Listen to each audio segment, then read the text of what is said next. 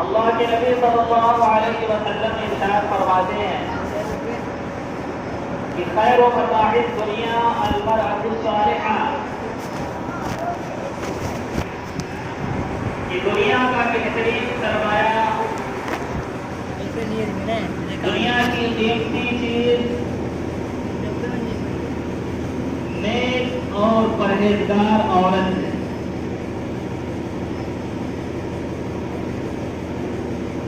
ایک دوسری حدیث میں اللہ کے نبی ارشاد فرماتے ہیں کہ 4 باتوں کی وجہ سے عورتوں سے نکاح کیا جا سکتا ہے: اس کی مالداری کا لحاظ کرتے ہوئے، اس کے اعلیٰ حسب و نسب کا لحاظ کرتے ہوئے، عورت کی دینداری کی وجہ سے، عورت کی مالداری کی وجہ سے۔ آگے اللہ کے نبی ارشاد فرماتے ہیں کہ تم لوگوں کے دونوں ہاتھ پاک آلود ہوں، دینداری کا اعتبار تم لوگوں کو کرنا چاہیے۔ یہ اللہ کے نبی کی حدیث کا مفہوم ہے کہ آدمی جب کسی عورت کا رشتہ دیکھنا چاہے تو کیسی عورت کو منتخب کرے، اس کے بارے میں اللہ کے نبی نے ارشاد فرمایا کہ عام طور سے تو یا تو مالداری کو دیکھا جاتا ہے، یا اعلیٰ حسب و نسب کو دیکھا جاتا ہے کہ اعلیٰ خاندان کی لڑکی ہے، یا اس کی خوبصورتی کو دیکھا جاتا ہے، یا اس کی دینداری اور پرہیزگاری کو دیکھا جاتا ہے۔ لیکن صحیح یہی ہے کہ ہمیں پرہیزگاری کو دیکھنا چاہیے، دینداری کو دیکھنا چاہیے، اور نکاح کے لیے دیندار اور پرہیزگار عورت کا انتخاب کرنا چاہیے۔ اس لیے کہ جب عورت پرہیزگار ہوگی، اس کے اندر دینداری ہوگی، تو اس کے کوٹ کے ذریعے سے پیٹ کے اندر جو بچہ پرورش پا رہا ہے، جب وہ دنیا کے اندر آئے گا، اگر وہ عورت دیندار ہوگی تو اس دنیا میں آنے والے بچے کے اندر بھی دینداری اور پرہیزگاری ہوگی۔ اگر عورت کے اندر دینداری نہیں ہے تو عام طور سے ایسا ہی ہوتا ہے کہ بچے کے اندر بھی دینداری اور پرہیزگاری نہیں ہوتی۔ اس لیے ہمیں رشتے کے لیے دیندار عورت کا انتخاب کرنا چاہیے۔ ایک عورت کے لیے اس کی عزت اور اس کی ناموس ایک بہت بڑی چیز ہوا کرتی ہے۔ اسی وجہ سے قرآن مقدس کے اندر اللہ تعالیٰ نے جہاں عورتوں کی تعریف فرمائی ہے، اس میں اچھی عورتوں کی خوبی یہ بھی اللہ نے بیان فرمائی ہے کہ جو عورتیں اپنی عزت اور اپنے ناموس کی حفاظت کرتے ہیں، وَالْحَافِظِينَ فُرُوجَهُمْ وَالْحَافِظَاتِ، کہ وہ عورتیں جو اپنی شرمگاہوں کی حفاظت کرتے ہیں، اپنی عزت اور اپنے ناموس کی حفاظت کرتے ہیں، اپنی عزت اور اپنے ناموس کی خاطر اپنی جان اور مال کی پرواہ نہیں کرتے، بلکہ بعض عورتیں ایسی بھی ہوتی ہیں کہ اپنی عزت کو بچانے کے لیے، اپنی ناموس کی حفاظت کے لیے انہوں نے اپنی جان کا نذرانہ بھی پیش کر دیا، لیکن اپنی عزت اور اپنی ناموس کا سودا نہیں کیا۔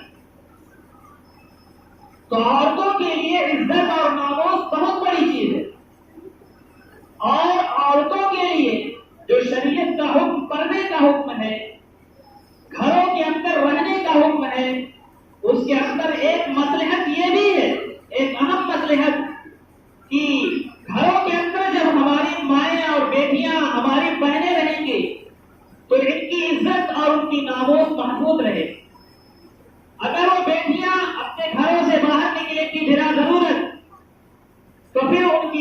اور ناموس کی حفاظت کی کوئی گارنٹی نہیں. تو پردے میں اللہ تعالیٰ نے جو عورتوں کو رکھا ہے، پردوں میں جو رہنے کا حکم دیا ہے کہ وَقَرْنَ فِي بُيُوتِكُنَّ، کہ عورتیں اپنے گھروں کے اندر رہیں، اس کی اہم مصلحت یہی ہے کہ ان کی عزت کی حفاظت اسی وقت ہوگی، ان کی ناموس اسی وقت محفوظ رہے گی جب اپنے گھروں کے اندر رہے گی. ورنہ اگر بلا ضرورت گھروں سے باہر نکلے گی تو ان کی عزت اور ان کی ناموس کی حفاظت کی کوئی گارنٹی نہیں ہے، کوئی ذمہ داری نہیں. اس لیے ہم اپنی بیٹیوں اور اپنے بہنوں کی ناموس کی حفاظت کی خود فکر کریں کہ کس طریقے سے ہماری بہن اور بیٹی کی عزت محفوظ رہے گی. ہم ان کی فکر کریں اور اپنی بہنوں اور بیٹیوں سے کہیں کہ دیکھو بیٹی، تمہاری عزت اور تمہاری ناموس ایک قیمتی چیز ہے، تم اس کی حفاظت کرو، بلا ضرورت اپنے گھروں سے نہ نکلو، گھروں کے اندر رہو، کوئی بھی کام ایسا نہ کرو جس سے تمہاری عزت پر، تمہاری ناموس پر آنچ آئے. بہت سارے کتابوں کے اندر ایسے واقعات ہیں کہ اللہ کی بندیوں نے اپنی عزت کو بچانے کے لیے، اپنی ناموس کی حفاظت کے لیے اپنی جان دے دی، لیکن اپنی عزت پر جو ہے کہ آنچ نہیں آنے دی، اپنی ناموس پر آنچ نہیں آنے دی. چنانچہ ایک واقعہ کتابوں کے اندر لکھا ہے، واقعہ تھوڑا تفصیلی ہے کہ ایک کسائی تھا اور گوشت کا کام کیا کرتا تھا. روزانہ بازار میں وہ جانور کاٹ کر کے گوشت بیچتا اور پھر شام کو اپنے گھر آیا کرتا تھا. اب گوشت کاٹنے اور بیچنے میں اس کے کپڑوں پہ خون لگ جایا کرتا تھا، ویسے ہی بازار میں رہتا تھا، شام کو اپنے گھر آتا. ایک مرتبہ اتفاق ایسا ہوا کہ ایسے ہی خون لگے ہوئے کپڑوں میں گھر واپس آ رہا تھا کہ اچانک ایک آدمی چلاتا ہوا اس کے پاس آیا اور آ کر کے اس سے چمٹ گیا. اس قصاب نے اس کو دیکھا کہ یہ تو اس کے بدن سے خون بہ رہا ہے اور اس کے بدن کے اندر ایک چھری پیوست ہے.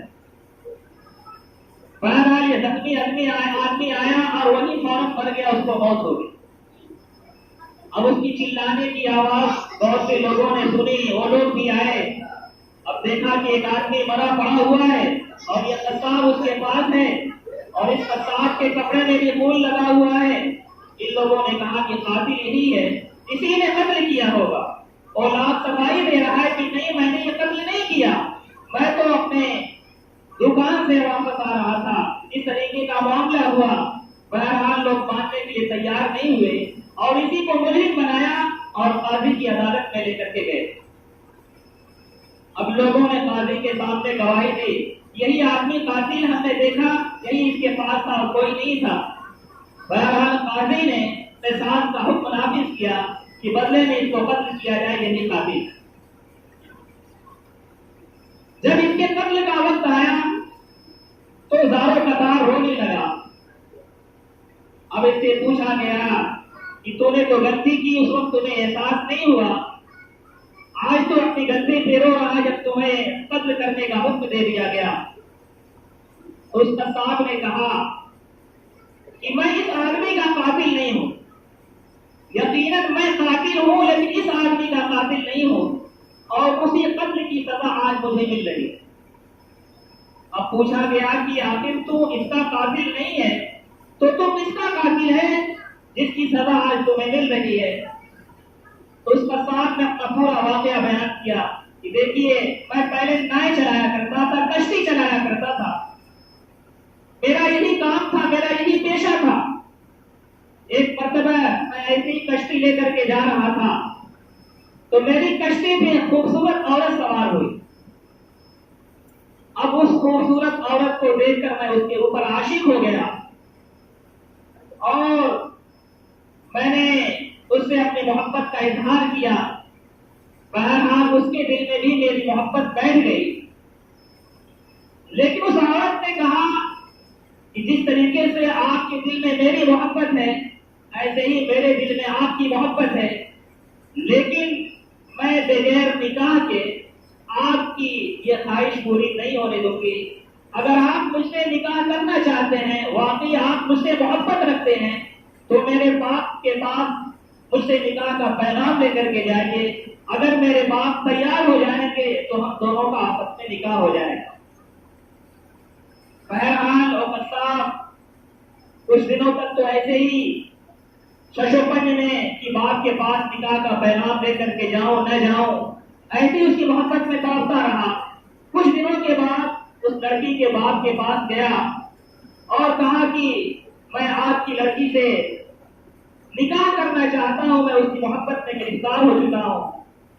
تو باپ نے کہا کہ میں اپنی لڑکی کا نکاح، اپنی بیٹی کا نکاح تم سے نہیں کر سکتا، اس لیے کہ میری بیٹی تم سے بہت زیادہ خوبصورت ہے، میں اپنی بیٹی کو تمہارے نکاح میں نہیں دے سکتا۔ بہرحال یہ نکاح نہیں ہوا۔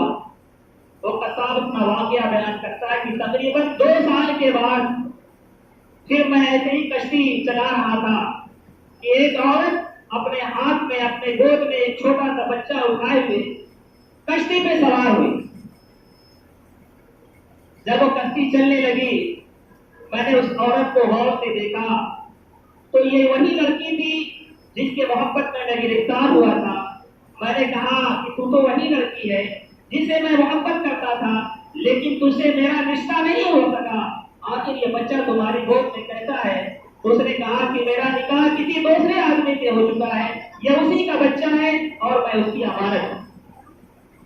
بہرحال وہ قصاب بیان کرتا ہے کہ میں نے، چونکہ یہ لڑکی میرے کشتی میں پناہ تھی، میں نے اس کو اپنے پاس غلط ارادے سے بنایا۔ شیطان میرے اوپر سوار ہو چکا تھا، میں اس سے اپنی خواہش پوری کرنا چاہتا تھا، لیکن لڑکی ہر طرح سے انکار کرتی تھی کہ نہیں، میں تو دوسرے کی امانت ہوں، یہ گود میں بچہ اس کا ہے، میں اس کی امانت کھوتے ہوئے اس امانت میں تمہیں خیانت کرنے کی اجازت نہیں دوں گی۔ لیکن یہ قصاب طرح طرح سے اس کو بہکانا چاہا، لیکن وہ لڑکی تیار نہیں ہوئی۔ کتابوں کے اندر لکھا ہے کہ اس چھوٹے سے بچے کو اس قصاب نے اپنی گود کے اندر لے لیا اور اس کی ماں کو اپنی ناجائز خواہش پوری کرنے کے لیے طرح طرح سے اس کو آمادہ کرنے لگا، لیکن وہ لڑکی تیار نہیں ہو رہی تھی۔ اب اس قصاب نے اس چھوٹے سے بچے کو دریا کے پانی میں ڈالا، اس کے سر کو پانی میں ڈالا اور کہا کہ دیکھو تیار ہو جاؤ ورنہ تیرے بچے کو دریا میں چھوڑ دوں گا، تم جیسی اپنے آپ سے میری خواہش پوری کرنے کے لیے تیار ہو جاؤ، اجازت دے دو۔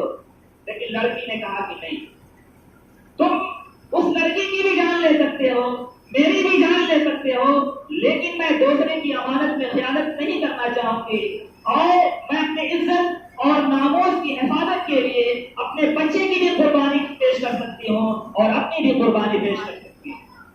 بہرحال وہ قصاب بیان کرتا ہے کہ میں نے بار بار جب اس بچے کا سر پانی کے اندر ڈالا تو کچھ دیر کے بعد وہ بچہ مر گیا۔ میں نے اس کو پانی کے اندر پھینک دیا۔ اب لڑکی پناہ تھی، میں نے اس کی خواہش اس سے پوری کرنی چاہیے، لیکن پھر بھی وہ تیار نہیں ہوئی۔ میں نے اس کے کپڑے پھاڑ دیے، اس کو ننگا کر دیا، لیکن پھر بھی وہ تیار نہیں ہوئی۔ تو اس نے کہا کہ میں نے سوچا کہ اگر میں اس لڑکی کو چھوڑ دوں گا تو یہ لڑکی میرے اوپر کیس کرے گی، وہ پورا معاملہ جا کر کے قاضی کو بتائے گی، ایسا کیا جائے کہ لڑکیوں کو بھی قتل کر دیا جائے۔ چنانچہ اس قصاب نے اس لڑکی کو بھی مار دیا اور دریا میں پھینک دیا۔ تو قصاب نے کہا کہ یہ واقعہ 20 سال پہلے پیش آیا تھا، آج 20 سال کے بعد اسی جرم کی سزا مجھے مل رہی ہے۔ اس کا قاتل میں نہیں ہوں اس مقتول کا، بلکہ قاتل میں اس لڑکی کا تھا اور اس لڑکی کے بچے کا تھا۔ اللہ تعالیٰ کی لاٹھی میں آواز ہوتی ہے، اللہ تعالیٰ نے آج مجھے گرفت کی، میری گرفت کی، آج 20 سال کے بعد اسی جرم کی سزا مجھے مل رہی ہے اور اسی جرم کی سزا میں آج مجھے پھانسی کے پھندے پہ لٹکایا جاتا ہے۔ تو کہنے کا مطلب یہ ہے کہ اس لڑکی نے، اس عورت نے اپنی عزت کو بچانے کے لیے، اپنی ناموس کو بچانے کے لیے اپنے دودھ پیتے بچے کو بھی اس کی جان کا نذرانہ پیش کر دیا اور اپنی جان کی بھی پرواہ نہیں۔ اللہ تعالیٰ سے دعا ہے کہ اللہ تعالیٰ تمام مسلمانوں کو کہنے سننے سے زیادہ عمل کرنے کی توفیق عطا فرمائے۔